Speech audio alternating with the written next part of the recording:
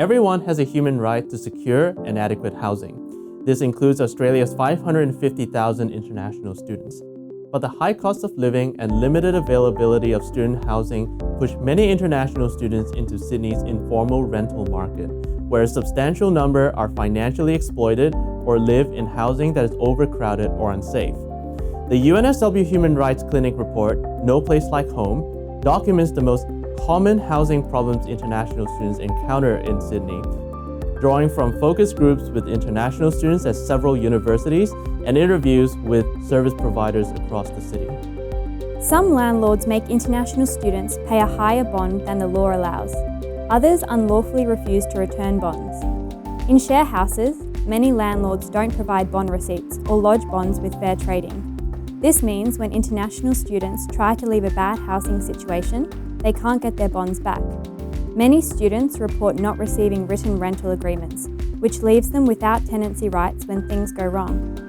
Most international students organise housing while overseas based on online ads and pay up front. On arriving in Sydney, students often find that the property is in worse condition than advertised or doesn't even exist. Some students reported landlords yelling, entering their bedrooms without consent, or threatening them with deportation. Others were also physically harmed. Unscrupulous agents and landlords take advantage of the fact that international students don't know the Sydney housing market or their legal rights. And when things do go wrong, most international students don't have family or other support in Sydney. Cultural and language barriers make it difficult for some to access legal services, which have limited availability. Housing problems cause significant stress for international students, affecting their physical, emotional, and financial well-being.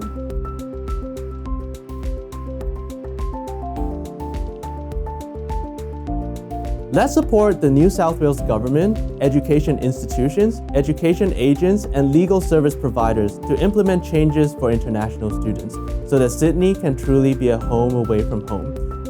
Check out the report for recommendations and more information.